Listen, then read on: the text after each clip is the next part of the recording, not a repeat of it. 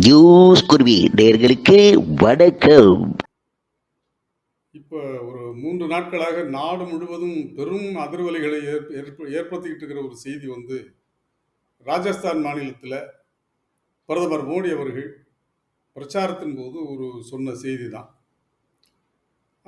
அதாவது அவர் என்னன்னா 2006ல் பிரதமர் மன்மோகன் சிங் சொன்னதாகவும் அந்த செய்தியை மேற்கோள் காட்டியும் காங்கிரஸ் தேர்தல் அறிக்கையில் பொருளாதார சமூக மற்றும் சாதிவாரி கணக்கெடுப்பு இது தொடர்பாக சொல்லியிருக்கக்கூடிய ஒரு அம்சத்தையும் மேற்கோள் காட்டி மிகவும் சர்ச்சைக்குரிய ஒரு செய்தியை பேசி அது ஓயாத சர்ச்சை அலைகளை நாடு முழுவதும் எழுப்பிக்கிட்டே இருக்கு. இன்னும் ஓயலை. வெவ்வேறு தளத்திலையும் வெவ்வேறு வகையிலையும் அந்த வாதங்கள் ரொம்ப உக்கிரமாக போய்கிட்டு இருக்கு. முதல்ல இது அவர் பேசினாரு. அந்த செய்தியை பற்றி பார்க்க முன்னாடி இது ஒவ்வொரு குடிமகனும் கண்டிக்க வேண்டிய ஒரு முறையில் அவர் பேசியிருக்காரு. ஒரு நாட்டின் பிரதமராக மோடி அவர்கள் பேசினதை ஒரு சாதாரண குடிமகன் பேசியிருந்தா சட்டம் மிக கடுமையான தண்டனை வழங்கக்கூடிய ஒரு குற்றச் செயல் என்று கருதக்கூடிய அளவிற்கு மிக மோசமான நாளாந்தரமான வார்த்தைகளை அவர் பயன்படுத்தி வார்த்தைகளை அல்ல, கருத்துக்களை, சிந்தனையை மிக மிக மிக மிக இழிவான ஒரு சிந்தனையை அவர் வெளிப்படுத்தி இருக்கிறார் என்று பல தரப்பினரும் இப்போது விமர்சித்து வருகிறார்கள். என்ன அவர் பேசின விஷயத்தை சுருக்கமாக பார்த்துட்டு அப்புறம் அதுக்கு பிறகு அது தொடர்பான ஒரு சில செய்திகளை பார்ப்போம். அதாவது 2006ல் பிரதமர் மன்மோகன் சிங் ஒரு நிகழ்ச்சியில் பேசும்போது தாழ்த்தப்பட்ட, பிற்படுத்தப்பட்ட, ஒடுக்கப்பட்ட மக்கள், பழங்குடியினர் மற்றும் சிறுபான்மையினர், குறிப்பாக இஸ்லாமிய மக்கள், நாட்டினுடைய பொது வளத்தை இவர்களுக்கு பயன்படுத்துறதுல இவங்களுடைய மேம்பாட்டுக்கு பயன்படுத்துவதில் முன்னுரிமை அளிக்க வேண்டும். இவர்களுக்கு அதிலே முன்னுரிமை இருக்கிறது. பிரியாரிட்டி அவர் பயன்படுத்திய சொல், அந்த சொல்லத்தை அவர் பயன்படுத்துறாரு. இதுதான் அவர் சொன்னது. இது ஒன்று. காங்கிரஸ் தேர்தல் அறிக்கையில் என்ன சொல்லியிருக்காங்க அப்படின்னா, இந்த மாதிரி தாழ்த்தப்படுத்தப்பட்ட, பிற்படுத்தப்பட்ட இந்த மாதிரி சிறுபான்மை மக்கள் பொதுவாக ஒரு சமூகத்தில் அரசனுடைய நலத்திட்டங்கள், புது வளங்கள் இதையெல்லாம் சரியாக மக்களுக்கு சென்றடையணும். அந்த மாதிரி பாதிக்கப்பட்ட அல்லது ஒடுக்கப்பட்ட மக்களுக்கு போய் சேரணும்னா அதற்கு முறையான ஒரு கணக்கெடுப்பு தேவை. சமூக பொருளாதார மற்றும் சாதிவாரி கணக்கெடுப்பு நடத்தப்பட வேண்டும். நாங்கள் ஆட்சிக்கு வந்தால் அதை நடத்துவோம் அப்படின்னு சொல்லியிருந்தாங்க. இதுதான் காங்கிரஸ் தேர்தல் அறிக்கையில் சொன்னது. அவர்களுக்கு உரிய பலன்கள், பொது வளம் என்பது தனிப்பட்ட சொத்து கிடையாது. அதுக்கப்புறம் வருவோம். இதுதான் பிரதமர் மன்மோகன் சிங் 2006ல் பேசுனது. அது காங்கிரஸ் தேர்தல் அறிக்கையில் சொல்லியிருக்கக்கூடிய செய்தி இதுதான். இதை பிரதமர் மோடி அவர்கள் என்னன்னா, அதாவது அதான் நம்ம ஏற்கனவே ஒரு வீடியோவில் பேசினோம். தேர்தல் வெற்றிக்காக அடுத்து ஒரு விஸ்வரூபம் எடுக்கிற மாதிரியான ஒரு பிரச்சனை ஏதாவது பண்ணாதான் வாக்குகளை ஈர்க்க முடியும். அதுவும் பெரும்பான்மை மக்களுடைய வாக்குகளை ஈர்க்கிறதுக்கு நாம் எதையாவது செய்தாகணும். இந்த மாதிரியான பரபரப்பாகவோ அவதூறாகவோ பேசியாகணும் அப்படின்னு சொல்லி ஒரு வியூகத்தை, ஒரு ஸ்ட்ராட்டஜியை அவங்க வகுத்துக்கிட்டு இருக்காங்க. பாரதிய ஜனதாவுடைய தேர்தல் வியூகமே அதுதான். அந்த வியூகத்தின் அடிப்படையில் தான் இப்போ பிரதமர் மோடி அவர்கள் இந்த மாதிரி ஒரு பேச்சை பேசியிருக்காரு. அவர் என்ன பேசியிருக்காருன்னா, ரொம்ப, அதாவது நீங்கள் கேட்கும்போதே ஒரு அதிர்ச்சியான செய்தியாக இருக்கும். அது 2-3 நாளாக பரவலாக எல்லா தளத்துலையும் அது வாதிக்கப்பட்டிருக்கு. நீங்கள் கேட்டிருப்பீங்க. அதில் என்ன சொல்கிறாரு, காங்கிரஸ் ஆட்சிக்கு வந்தால் இந்துக்களுடைய, பழங்குடியினருடைய சொத்துக்களை எல்லாம் பறித்து இஸ்லாமியர்கள்ட்ட கொடுத்துருவாங்க. அது மட்டும் இல்லை, மங்களசூத்ரா, தாலியில் இருக்கிற தங்கத்தை கூட பறித்து அவங்கள்ட்ட கொடுத்துருவாங்க அப்படின்னு சொல்கிறாரு. அதே மாதிரி நாட்டின் பொது வளங்கள் அப்படிங்கிற சொல்லக்கூடிய இது வளங்களை எல்லாம் அதையெல்லாம் அனுபவிக்கிறதுக்கு இஸ்லாமியர்களுக்கு மட்டும்தான் முன்னுரிமை இருக்கு அப்படின்னு பிரதமர் மன்மோகன் சிங் 15 ஆண்டுகளுக்கு முன்னாடி சொல்லியிருக்காரு அப்படின்னு சொல்லி அதை ஒரு இதாக சொல்லியிருக்காரு. இதுதான் பிரச்சனை. இது வந்து நீங்க இப்போ அதிமுக தரப்புல நடிகை விந்தியான்னு ஒரு அம்மா பேசிட்டு இருக்காங்க. நடிகை அவங்க படங்களில் நடிச்சவங்க தெரியும், பார்த்துருப்பீங்க. அது அது வந்து இருக்கிறதுல கொஞ்சம் பரவாயில்லாத உதாரணம் நான் சொல்றது. இதை விட கேவலமா பேசுறவங்களும் மேடையில பேசுறவங்க இருக்காங்க. அதிலும் கேவலமான ஒரு பேச்சு ஒரு பிரதமர், நாட்டின் பிரதமர் பேசியிருக்கக்கூடிய இந்த பேச்சு. ஒரு நாட்டின் பிரதமர், மதச்சார்பற்ற நாட்டின் பிரதமர், அவருடைய வாயிலிருந்து உதரக்கூடிய ஒவ்வொரு சொல்லுக்கும் அவர் பொறுப்பானவர். அந்த நாட்டு மக்களை வழிநடத்த வேண்டிய ஒரு ஆற்றல் மிகுந்த சொற்களாக அவர் பயன்படுத்த வேண்டும். ஆனால் அவர் பயன்படுத்தியிருக்கிற கருத்தும் சிந்தனையும் சொல்லும் மிக மிக மிக மிக இழிவானவை, மிக கண்டனத்துக்குரியவை. பல்வேறு தரப்புலையும் அந்த கண்டனங்கள் எழுந்துகிட்டு இருக்கு. எல்லாருமே அதை சொல்லிட்டு இருக்காங்க. அதாவது ஒரு சாதாரண ஒரு நாளாந்திர மேடை பேச்சாளர் கூட இது மாதிரி பகிரங்கமா ஒரு மதத்தினரை இழிவுபடுத்தியும் அவர்களை ஒரு எதிரியை போல, இன்னைக்கு இந்துல தலையங்க எழுதியிருக்காங்க ஆங்கிலத்தில். என்ன எழுதியிருக்காங்கன்னா, இஸ்லாமியர்களை பேய்களை போல பார்க்கிறார் பிரதமர். ஒரு பேயை பார்க்குற மாதிரி பார்க்குறாரு. அந்த மாதிரி தலையங்கம் அவங்களே எழுதியிருக்காங்க. அவ்வளவு கண்டித்து ஒரு இந்து ஆங்கில நாளேட்டு தலையங்கம் மாதிரி எழுதியிருக்காங்க. இது மாதிரி பல பத்திரிகைகள் இது விமர்சிச்சிருக்காங்க. அவங்களுக்கு ஆதரவான பத்திரிகைகள் வழக்கம் போல பூசி மொழியிருக்காங்க. இதெல்லாம் விட நீங்க இன்னைக்கு இப்போ நம்ம தமிழ்நாட்டில் உள்ள ஒரு பிரபலமான ஒரு மீடியாவில் பேசக்கூடியவர் சுமந்த் சி ராமன்னு, அது அவங்களுடைய ஆதரவாளர் தான். அவர் இப்படியெல்லாம் பேசுவார்னு எல்லாருக்கும் தெரியும். இந்த சமூக தளங்களை கவனிக்கிறவங்களுக்கு உங்களுக்கு எல்லாருக்குமே தெரிஞ்சிருக்கும். அவர் என்ன சொல்றாரு, புதிய தலைமுறையில் ஒரு பேட்டி கொடுத்துருக்காரு இன்னைக்கு காலையில், அதாவது செவ்வாய்க்கிழமை காலையில் கொடுத்துருக்காரு. அவர் என்ன சொல்றாரு, அந்த நெறியாளர்கிட்ட சொல்றாரு, ரொம்ப கவலைக்குரிய செய்தியா இருக்கு, கவலைக்குரிய விஷயம் அது. ஒரு ஓட்டு வாங்குறதுக்காக போலரைஸ் பண்றதுங்கிறது ஒரு எல்லையை மீறி ஒரு மதத்தினரையே இந்த மாதிரி ஒரு துவேஷமா பேசி எதிரிகள் மாதிரி அவங்களை நிப்பாட்டி இந்த மாதிரியான கருத்துக்களை சொல்றது, ஒரு காங்கிரஸ் கட்சியினுடைய தேர்தல் அறிக்கையை இந்த மாதிரி சொல்றது, இது வந்து ரொம்ப வருந்த வேண்டிய, கவலை தரக்கூடிய ஒரு இதா இருக்கு.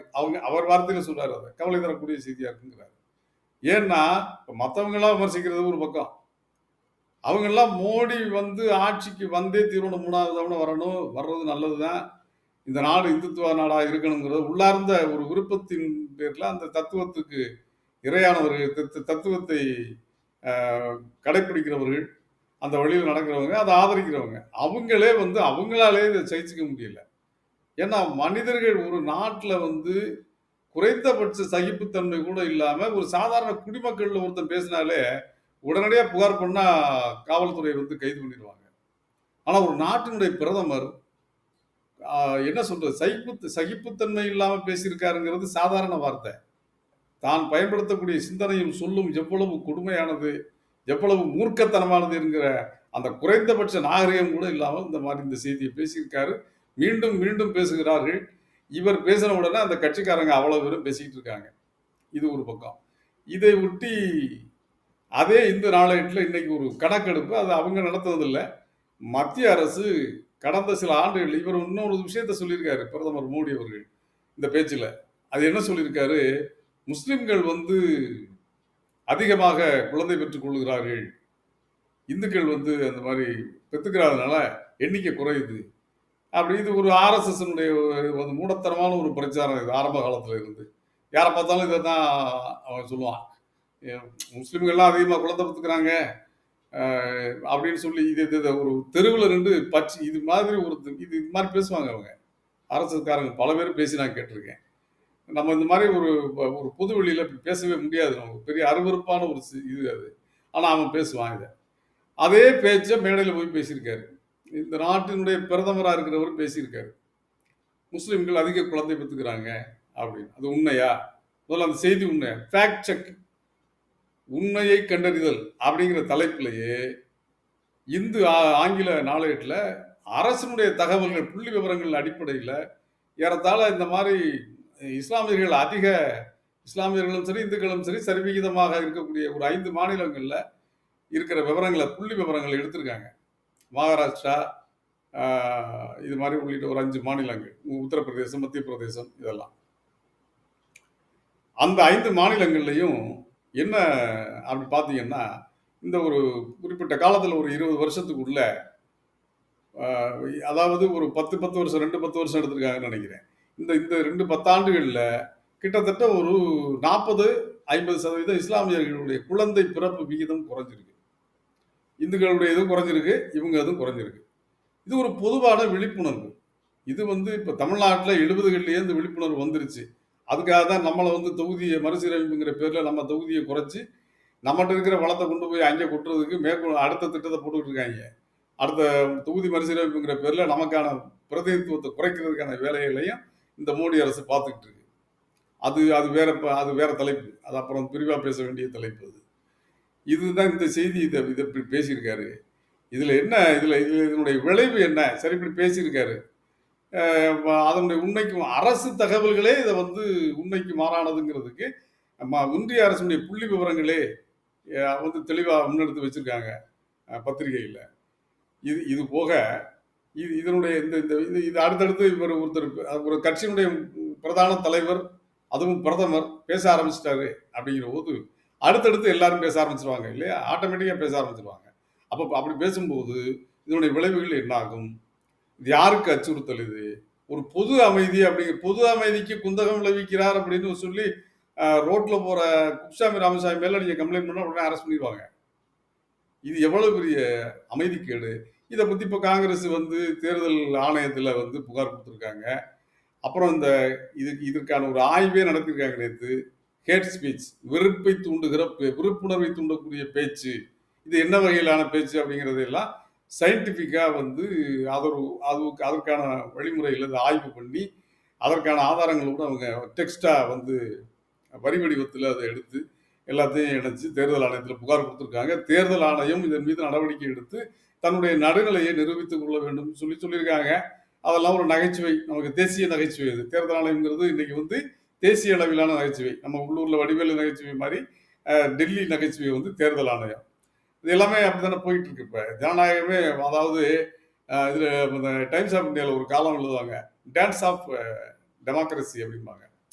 ஜனநாயகத்தின் நாட்டியம் டான்ஸ் ஆடுது அப்படிங்கிற மாரி ஒரு கிண்டலா ஒரு சட்டையரா எழுதுவாங்க. உண்மையிலே இப்ப இது வந்து டான்ஸ் ஆஃப் டெமோக்ரசி பீரியட்ல தான் நம்ம இருக்கோம். அந்த வேடிக்கையில பார்த்துட்டு இருக்கோம். இது வேடிக்கை இல்ல, வேதனையானது, ஆபத்தானது. அத நம்ம நிறைய பேசியிருக்கோம். இனியும் பேச இருக்கிறோம். இதுல இந்த பிரச்சனையில வந்து என்ன ஆகி போச்சு, இப்ப இதனுடைய இது வந்து 2 நாள் 3 நாளா நடந்துகிட்டு இருக்க செய்தி. சரி இந்த பேசுனதுனால இப்ப என்ன விளைவு? பாரதிய ஜனதாவுக்கு ஓட்டு போட்டுருவாங்களா? அல்லது எல்லாருமே இத வந்து இந்துக்கள் எல்லாருமே இத ரொம்ப ஏகபோகமா ஆதரிச்சு, அடடா! ஒரு பிரதமர் என்ன மாதிரியான ஒரு தத்துவத்த சொல்லிட்டாரு, அப்படின்னு சொல்லி பாராட்டி இத வரவேற்பாங்களா? அந்த கேள்வி எல்லாம் இப்ப எல்லாருக்கும் இருக்கு. ஏற்கனவே முதல் கட்ட தேர்தல் முடிஞ்சிருச்சு. இப்ப 2வது கட்ட தேர்தல் வாக்குப்பதிவு நடக்கப் போகுது. இன்னும் 5 கட்டங்கள் பாக்கி இருக்கு. இந்த காலகட்டத்தில இப்படி ஒரு பேச்ச முன்னெடுத்திருக்காருன்னா, இது வந்து இதான் அந்த அத அத ஒரு தேர்தல் களத்த பரபரப்பாக்குறதுக்காகவும், அ இந்த மாதிரிலாம் பேசி ஒரு வாக்குகள ஈர்த்துடலாங்கிறதுக்காகவும் இவர் இப்ப எடுத்து முன் வச்சிருக்காரு. ஆனா, இதுல வந்து பிரதமர் மன்மோகன் சிங் வந்து ஒரு ஸ்டாட்ஸ்மேன் லெவலுக்கு மிக அற்புதமான, மிகச்சிறந்த தொலைநோக்குள்ள ஒரு சிந்தனைய சொல்லியிருக்காரு. இதுல வந்து நம்ம தெரிஞ்சுக்க வேண்டிய இன்னொரு விஷயம் வந்து, நாட்டின் பொது வளங்கள் அப்படிங்கிறது தனிமனித சொத்து கிடையாது. இப்ப தனிமனித சொத்துனா அதானிட்ட இருக்கு சொத்து. அதானி மாரி பணக்காரங்கள்ட்ட இருக்கு. இவங்க கிட்டத்தட்ட 16,00,000 கோடி பணக்காரர்களுக்கு கடன தள்ளுபடி பண்ணியிருக்காங்க. இதெல்லாம் எந்த கணக்கு? இது யாருக்கு குடுத்துருக்காங்க? இந்துக்களுக்கு குடுத்துருக்காங்களா அந்த பணத்த வாங்கி? இல்லையே! அதானே அது இப்ப இவரு சொல்றாரு, காங்கிரஸ் வந்தா இந்துக்கள்ட்ட வந்து சொத்துக்கள பறிமுதல் பண்ணி, அ இஸ்லாமியர்கள்ட்ட குடுத்துருங்கிறாப்புல. ஆனா, இப்ப இதுல வ இந்த இந்த 16,00,000 கோடி கடன் தள்ளுபடி பண்ணியிருக்காங்களே, எத்தனையோ பேர் கடன வாங்கிட்டு வெளிநாடு போயிட்டாங்க. இவரு அதானியினுடைய கணக்கு வழக்கு, அ ஹிண்டன்பர்க் அறிக்கைக்கு என்ன பதில்? நீங்க வாங்க, எங்க மேல கேஸ் போடுங்க அங்க சொன்னது தப்பா இருந்தானே சொல்லி கேட்டாங்களே, பங்கு மார்க்கெட்ல, பங்கு சந்தையில அவர் பண்ண மோசடிய. அப்ப இதுக்கெல்லாம் என்ன பதில்? இதுவரைக்கும் இவங்க எந்த பதிலும் சொன்னது கிடையாது. கேட்டா தேசப்பற்று, நான் ஒரு இந்தியன் அப்படிங்கிறதுனால என்ன இந்த மாதிரி எல்லாம் இது பண்றாங்கன்னு சொல்லி அப்படி ஒரு அதை ஒரு வேஷம் முகமூடிய மாட்டிக்கிட்டு வருவாங்க அதுல இருந்து தப்பிச்சுக்கிறதுக்கு. அதெல்லாம் நமக்கு தெரிஞ்ச விஷயம்தான். இப்ப இது மாதிரி இருக்கும்போது பொது வளங்கள் அப்படிங்கிறது தனி மனிதர்களுடைய சொத்து கிடையாது. பொது வளங்கள்ங்கிறது ஒரு இப்ப ஒரு கல்வி இருக்கு. அதுல ஒரு எ ஒதுக்கீடுகள் வழங்குறது. கல்வி வந்து இடைநிற்றல் இல்லாம எல்லாரும் அத முழுமையா படிச்சு முடிக்கிற அளவுக்கு நம்ம தமிழ்நாட்டுல அந்த நிலைமையில இருந்து வெளியில நிறைய வந்துட்டோம். பழங்குடி மக்கள் வசிக்கிற பகுதி, வட மாநிலங்கள்ல நிறைய இந்த பின்னடைவுகள் இருக்கு. அதையெல்லாம் பார்த்துட்டு இஸ்லாமிய சமூகம் வந்து இங்க நம்ம தமிழ்நாட்டுல பார்க்குற பெருவாரியா பார்க்குற இஸ்லாமியர்கள் இல்ல, வட இந்தியாவுல. அவங்க ரொம்ப நலிவுற்ற நிலையில இருக்காங்க. அந்த மாரி இஸ்லாமியர்களுக்கு உள்ள அவங்கள மேல சமூகத்துல மேம்பாட்ட கொண்டு வர்றதுக்கு பொது வளம்ங்கிறது இந்த மாதிரியான ஒரு கல்வி, வேலைவாய்ப்பு, மற்ற நிறுவனங்கள்ல உள்ள இதுதானே தவிர, தனி மனித சொத்த வந்து அவர் சொல்லல.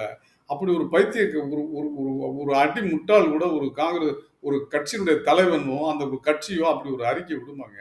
அது சாத்தியமா? எவ்வளவு பெரிய ஒரு இது இது யாராவது ஒரு படிப்பறிவு இல்லாத தற்குறி கூட இந்த செய்தி இந்த மாதிரி பேசுறதுக்கோ, இது சிந்திக்கிறதுக்கோ, அதை கேட்கறதுக்கோ வெட்கமா இருக்காதா? அறிவு ஒரு ஒரு நமக்கே நாணமா இருக்காதா? அது சொல்ல முடியுமா? நாட்டுல ஒருத்தனுடைய சொத்த புடுங்கி இன்னொருத்தன் நீங்க விட்டுருவீங்களா? உங்க சொத்த புடுங்குனா? நீங்க 5 சென்ட் வச்சிருந்தாலும் அந்த 5 சென்ட்டுக்கு தானே இத்தனை பேர் வெட்டி சாகுறான் நிறைய ஊர்ல. விட்டுருவானா சொத்த யாருக்காவது? எவனுக்கும் விட மாட்டான். இல்லாதவனுக்காவது, எளியவனுக்காவது. அண்ணன் தம்பிக்கே விட மாட்டேங்கிறானே, அடுத்தவனுக்கு எப்படி விடுவான்?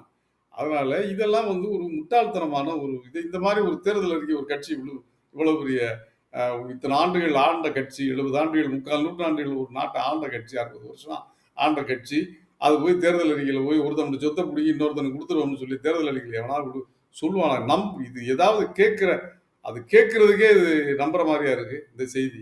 இதை வந்து இன்னும் பிரச்சாரத்துல பேசிக்கிட்டு இருக்காங்க. அதாங்க வட மாநிலங்கள்ல உள்ள நிலைமை. அதை கேட்டுக்கிட்டு இருக்காங்க மக்கள். அங்க பேசிக்கிட்டு இருக்காங்க. அதான் பிரச்சனையே. இப்படி ஒரு பொய்ய, இப்படி ஒரு அவதூறை, பச்சை அவதூறு, ஒரு அயோக்கியத்தனமான அவதூறு. இந்த அவதூறை வந்து தொடர்ந்து பேசுறாங்க, தொடர்ந்து கேட்டுக்கிட்டு இருக்காங்க. இது ஒரு பக்கம் போய்கிட்டு இருக்கு. இதனால இப்ப சரி, இதுல எல்லாம் ஓட்டு இப்ப அடுத்து இதுக்கு வருவோம். பொது வளங்கள்ங்கிறது தனி மனிதனுடைய சொத்து கிடையாது. அதை முதல்ல எல்லாரும் தெளிவா தெரிஞ்சுக்கணும். இவங்க செய்யறது வந்து அவதூறு, பொய் பிரச்சாரம். அது வந்து தவறானது. அப்படியெல்லாம் ஒரு அரசியல் கட்சியோ யாருமே செய்ய முடியாது. அரசியல் கட்சியை விடுங்க. ஒரு தனி மனிதர் இப்போ ஒரு கோர்ட்டே இருக்கு. ஒருத்தன் போய் சம்மந்தம் இல்லாம ஒருத்தன் இது ஏன்ட்டனால எனக்கு பங்கு கொடுன்னு சொல்லி கேட்க முடியுமா? நீதிமன்றம் ஒத்துக்கிறோமா? இல்ல எந்த அமைப்பாவது ஒத்துக்கிறோமா? அதெல்லாம் சாத்தியமே இல்ல. இது மாதிரி ஒரு பொய்யான வதந்தி எப்படியாவது இப்படி ஒரு ஓட்டு வாங்கி இப்படி பதவிக்கு வந்து என்னங்க செய்ய போறாங்க அந்த மாதிரி ஆட்கள்லாம்? அப்படி என்ன நெருக்கடி வந்துருச்சு உங்களுக்கு? 10 வருஷம் ஆட்சியில இருந்திருக்கீங்க. நாங்க இந்த பண்ணியிருக்கோம். மக்களுக்கு இவ்வளவு நலத்திட்டங்கள் பண்ணியிருக்கோம். இதெல்லாம் செஞ்சிருக்கோம். இந்த சாதனைகள் பண்ணியிருக்கோம். அதுக்காக நீங்க எங்களுக்கு ஓட்டு போடுங்கிற கேட்கக்கூடிய ஆண்மை, நேர்மை, அந்த தைரியம் கிடையாது உங்கள்ட்ட. எதையோ பேசி நாலாந்திரமா ஒரு எதையோ பேசி அதை வேற மாதிரி தான் சொல்லணும். அதை சொல்ல முடியல. அப்படி பேசி நீங்க அந்த வாக்கு கேட்குறீங்க. இதை விட கேவலம் எதுவுமே இல்லை ஒரு அரசியல்ல.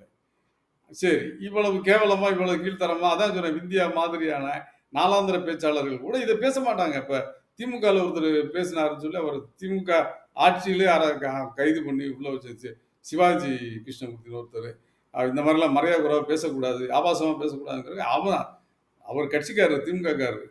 அவரை அந்த திமுக அரசு காவல்துறையே கைது பண்ணி உள்ள வச்சு வெளியில விட்டாங்க. தமிழ்நாடு அப்படி. தமிழ்நாட்டில் யாரும் நினைச்சதெல்லாம் பேசிட முடியாது. நினைச்சதெல்லாம் பேசிட்டு போக முடியாது. அதனாலதான் இங்க உள்ள சுமந்திராமன் வந்து அந்த உணர்வை வெளிப்படுத்துறாரு. அதுக்கு வருவோம். இப்போ சுமந்திராமன் தான் இதுக்கு உதாரணம். இப்ப சரி, இவர் பேசுறத இந்துக்கள் விரும்புறாங்களா? அடடே நம்மோட சொத்தையெல்லாம் பறிச்சு கொடுத்துட போறாங்க அப்படிங்கிறத பிரதமர் மோடி சொல்லிட்டாரு. அப்ப அது உண்மையாத்தான் இருக்குன்னு நம்புறாங்களா? நிச்சயமாக இல்லை. அதற்கு வந்து ஒரே உதாரணம் சுமந்த் ராமனுடைய மாதிரியான ஆட்களுடைய விமர்சனம் தான். அவங்க அது வந்து அதாவது அவங்க எந்த நோக்கத்தில் சொல்றாங்க, இல்ல வெளி உலகத்தை ஏமாத்துறதுக்காக சொல்றாங்களா, இதெல்லாம் அவங்களுக்கு தான் தெரியும். அந்த ஆராய்ச்சி நமக்கு தெரியாது. ஆனால் வெளிப்படையாக பொதுவெளியில் அவர்கள் வைக்கக்கூடிய விமர்சனத்தை தான் நம்ம பார்க்க முடியும். பொதுவெளியில ஒரு தொலைக்காட்சியில் அவர் பேசும்போது இது வருத்தமானது, ஒரு வெட்ககரமானது அப்படின்னு ஓரளவு அவர் கடுமையான வார்த்தைகளை பிரயோகப்படுத்தி அவர் விமர்சிக்கிறாரு. இதுதான் வெகு மக்கள் இந்துத்துவ இல்ல, இந்து மக்கள், இந்து மதம் என்று சொல்லக்கூடிய அந்த வெகு மக்களுடைய மனநிலை இந்த மாதிரி தான் இருக்கு. என்னப்பா இவ்வளவு பெரிய அபாண்டத்தை சொல்றாரு. ஒருத்தன் எவ்வளவு பொல்லாதவனா இருந்தாலும், எவ்வளவு எதிரியா இருந்தாலும், ரொம்ப அடிப்படையே இல்லாத ஒரு பொய்யை சொல்லும்போது அவங்களுக்கு என்ன இவ்வளவு இவ்வளவு இப்படி ஒரு பொய்யை சொல்லிட்டாருன்னு தோணும். அந்த அளவுக்கு போய் இவங்களாலையும் சகிச்சுக்க முடியல. இந்துத்துவ ஆதரவாளர்களாலும் அவங்களுடைய அவங்கள ஆதரிக்கிறவங்க, அவங்களுக்கு சப்போர்ட்டா இருக்கிறவங்களாலே இதை சகிச்சுக்க முடியல. இவங்க சொல்ற பொய்கள. அதுதான் வந்து பெருவாரியான இந்துக்களுடைய மனநிலை அப்படி இருக்கு. இதுல என்ன பிரச்சனை அப்படின்னா, இன்னொரு சிக்கல் ஓடிக்கிட்டு இருக்கு இப்ப இங்க. அதாவது இந்த கட்டுத்தறி விட்ட காளை மாரி ஒரு முட்டி மோதி 2 பக்கம் இந்த ரெட்டையர்கள் 2 பேரும் அமித்ஷாவும், மோடியும் பல்வேறு இந்த மாதிரியான ஒரு தேர்தல் களத்துல அத்துமீறலான திசையில போறதுனால என்ன சொல்றாங்க, டெல்லி தரப்புல வந்து நிறைய பேர் சொல்றாங்க. என்ன சொல்றாங்கன்னா, பத்திரிகையாளர்கள் மத்தியில சில தகவல் கசியுது. என்னன்னா, இப்ப ஏறத்தாழ வந்து அதாவது ஒண்ணு பாரதிய ஜனதாவுக்கு ஆட்சி அமைக்கக்கூடிய பெரும்பான்மை இடங்கள் ஒருபோதும் கிடைக்கிறதுக்கு வாய்ப்பில்ல. இந்த சம்பவங்களுக்கு பிறகு நிச்சயமா கிடைக்காதுங்கிற இடத்துக்கு வந்துருச்சு. 1. 2 அப்படி இழுபறியில் வந்தால் மோடி பிரதமராக இருக்க மாட்டார். இது ஒருவேளை அவர் பிரதமராக பதவி வைக்க விரும்பினாலும் அவரை மீண்டும் பிரதமர் பதவியில் அமர்த்துவதற்கு பாரதிய ஜனதாவில் உள்ளவர்களே தயாராக இல்லை என்பதுதான் இப்போது வந்து கொண்டிருக்கக்கூடிய செய்தி. ஏறத்தாழ அதுக்கு மாற்று பிரதமராக நீ யார் பிரதமர் அப்படிங்கிற அளவுக்கெல்லாம் அவங்க அதை ரெடி பண்ணிட்டாங்க, தயாராகிட்டாங்க. பெரும்பாலும் நிதின் கட்கரியை வந்து பிரதமராகிடுவாங்க. ஒருவேளை இழுபறியாவோ பெரும்பான்மை இல்லாமல் கூட்டணி கட்சியினுடைய ஆதரவில் பாரதிய ஜனதா கட்சியினுடைய அரசு அமைய நேர்ந்தால் நிதின் கட்கரி தான் பிரதமர் ஆவார் அடுத்து அப்படின்னு சொல்லி ஒரு செய்தி வர ஆரம்பிச்சிருக்கு. ரொம்ப முக்கியமான தரப்புகளில் இருந்த அந்த செய்தியை சொல்கிறாங்க.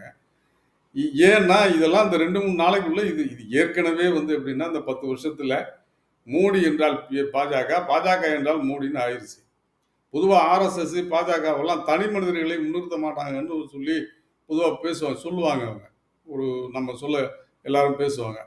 எங்களுக்கு வந்து தத்துவம் தான் இதான் வந்த தத்துவம் தான், நாசமாக போன தத்துவம் தான் அவங்க தத்துவம். இந்த தத்துவம் தான் எங்களுக்கு பெருசு.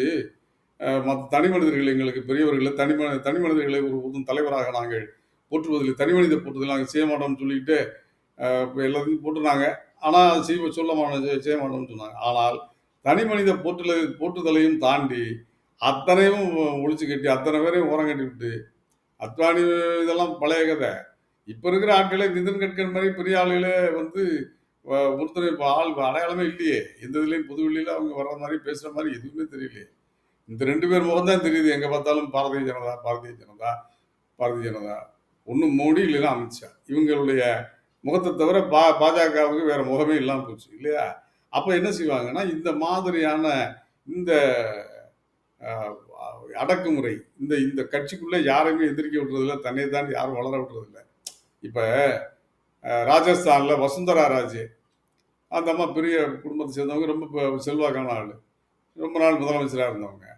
அதே மாதிரி மத்திய பிரதேசத்தில் சிவராஜ் சௌகான் அவர் ஒரு வலிமையான ஆள். அவரை திடீர்னு முதலமைச்சராக இதுக்கு அவரை கொடுக்கல, கேண்டிடேட் கொடுக்கல, அவருக்கு அவரை முதலமைச்சராகல, மாற்றிட்டாங்க. யாரோ ஒரு ஊர் தெரியாதவரை ஒருத்தர் வச்சுருக்காங்க. அது மாதிரி ராஜஸ்தான்லேயும் அப்படி. இது மாதிரி நிறைய இது மாதிரி சொந்த கட்சிக்குள்ளே இப்படி பிரச்சனை. இவங்களை நம்பி கூட்டணி சேர்ற கட்சின்னாவே சிவசேனா, இங்கே அதிமுக ஏற்கனவே என்ன அப்படியா என் பேர் பழனிசாமியா அப்படிங்கிற அளவில் திருறாரு அவர் ஒருத்தர். அது இப்படி ஆகிப்போச்சு இங்கே அதிமுக நிலைமை. அங்கே வந்து ஏக்நாத் சிண்டேன்னு ஒருத்தர் வச்சு அந்த சிவசேனாவை பிரிச்சுட்டாங்க. அதே மாதிரி இது சரத்பவாருடைய தேசியவாத காங்கிரஸ், இப்படி அரசியல் கட்சிகளை ஒரு வழி பண்ணிட்டாங்க. இப்படி என்னென்ன கிறுக்குத்தனத்தையும் பண்ணிட்டு இருக்காங்க. 10 வருஷமா அதான் நடந்துகிட்டு இருக்கு நாட்டில். அரசியல் கட்சிகளை இந்த மாதிரி பண்றது, நம்பி வந்தாலும் சரி, எதிரியா இருந்தா ஈடி, நம்பி வந்தா கட்சியை உடைச்சிருவாங்க. இவ்வளவுதான், வேற ஒன்றும் ஒரே வித்தியாசம் தான். எதிரியா இருந்தா ஈடியை விட்டு காலி பண்றது அந்த கட்சியை, எதிர்கட்சியை. எதிர்க்கிற கட்சிக்கு ஈடி, ஆதரிக்கிற கட்சிக்கு கழுத்தறுப்பு, அவ்வளவுதான். அது மாதிரி எல்லா தளத்திலையும் இந்த மாதிரி ஒரு துரோகங்களையும் இரண்டக அரசியல் தான் பாஜக பண்றது. இரண்டக அரசியல். நேர்மையான அரசியல் கிடையாது பண்ணிட்டு இருக்காங்க. இது போக இது ஒரு பக்கம். இது கட்சிக்குள்ள இந்த மாதிரியான பிரச்சனை. ஆக எந்த விதத்திலையும் ஒரு அரசியல் ரீதியாகவும் இவங்களுக்கு ஒரு நல்ல மரியாதை கிடையாது. சொந்த கட்சியிலையும் இப்படியான ஒரு புழுக்கம் இருக்கு. நட்பா இருந்த கூட்டணி கட்சிகளும் இப்ப பிஜு ஜனதா தளம் அவ்வளவு வருஷம் இருந்தவர் கும்பிடப்பட்டாரு. எப்ப வரட்டும் தேர்தல் முடியட்டும் பார்த்துக்கலாங்கிற மாதிரி நைஸா நிலவிட்டாரு. ஆந்திராவில் ஜெகன்மோகன் ரெட்டி அவராக தான் இருந்தாரு. டக்குன்னு அத்துக்கிட்டாரு கடைசியா. இப்படி எல்லாமே வந்து நட்பா இருந்தவங்க பூரா ஒரே ஒரு சந்திரபாபு நாயுடு அவருக்கு சில நெருக்கடியில் இருக்கிறனால போய் சேர்ந்திருக்காரு. அது உண்மை தவிர உருப்படியா அவங்க கூட்டணின்னு சொல்லிக்கிறதுக்கு பெரிய கட்சி எதுவுமே இல்லை. இதுக்கு இடையில இவங்களுடைய இந்த தடுமாற்றத்துக்கு இடையில இந்தியா கூட்டணி கட்சிகள் பீகார்ல வந்து தேஜஸ்வி ஒரு லாலுடைய பையனுக்கு செல்வாக்கு பயங்கரமா போராடம்லாம் கூட்டம் வருது. நல்ல செல்வாக்கு அதிகரிச்சுட்டு இருக்கு. மேற்கு வங்கத்தில் சொல்ல வேண்டாம். மேற்கு வங்கத்தில் வந்து இப்போ பல்வேறு பிரச்சனைகள் நெருக்கடி கொடுத்தாலும் அதை தாண்டி அவங்க வந்து மம்தா பானர்ஜி வந்து பயங்கரமாக ஃபைட் பண்ணிட்டு இருக்காங்க. குஜராத்தில் பாருங்க அன்னபோஸ்டா ஒருத்தர் எம்பி ஆகிட்டார் நேற்று பூரா காவடி எடுத்துக்கிட்டு இருந்தாங்க அவர் பூரா. அதாவது அது ஒரு மற்ற பூரா அன்னபோஸ்ட் இந்த குடியை இது சுயேட்சை ரெண்டு பூரா விலைக்கு வாங்கிட்டாங்க. காங்கிரஸ் தரப்புல இருந்த ஆள் கடைசியா பார்த்தாரு என்னன்னு தெரியல. வானோடனே அன்னபோஸ்டா நாங்கள் ஜெயிச்சிட்டோம் அப்படிங்கிறாப்புல. ஆனால் அன்னபோஸ்டா நீங்கள் ஜெயிச்சிங்கன்னா நீங்கள் தைரியம் இருந்தால் காங்கிரஸ்காரன் நிற்க வச்சு போட்டி போட்டில் ஜெயிச்சிருக்கணும். இது எல்லாமே குறுக்கு வழியில் தான் பண்ணுறது. குறுக்கு வழியில் தான் அபகரிக்கிறது எல்லாத்தையும். இதுதான் பாஜகவுடைய அவங்களுடைய கொள்கை லட்சியம் தத்துவம் கோட்பாடெல்லாம் இதுதான். இந்த கொல்லைப்புற அபகரிப்பு தான் அவங்களுடைய கோட்பாடாகவே இருக்குது. இதெல்லாம் பார்க்கும்போது ரெண்டு விஷயம் வந்து இப்போ தெளிவாகி போச்சு. ஒன்று, பாரதிய ஜனதா மீண்டும் பெரும்பான்மை இடங்களை பிடிக்கிறதுக்கான வாய்ப்பை பிரதமர் மோடி அவர்களே காலி பண்ணிட்டாரு. அதுபோக அப்படியே வந்து இழுபறியில் வந்தாலும் நிச்சயமாக பிரதமராக மோடியை வரவிடுறதில்லை அப்படிங்கிறதுல கட்சிக்காரங்களே அதுக்கான வியூகங்களெல்லாம் வகுத்து அந்த அந்த வேலைகளெல்லாம் திரைமறைவு வேலைகளெல்லாம் ஆரம்பிச்சிட்டதா ஒரு முக்கியமான தகவல் நமக்கு தெரிய வருது. அதனால் இந்த நாடு மோடியின் பிடியிலிருந்தும் ஒரு மூர்க்கத்தனமான இந்துத்துவ சக்திகளுடைய பிடியிலிருந்தும் விரைவில் விடுதலையாகும் என்று நம்புவோமாக.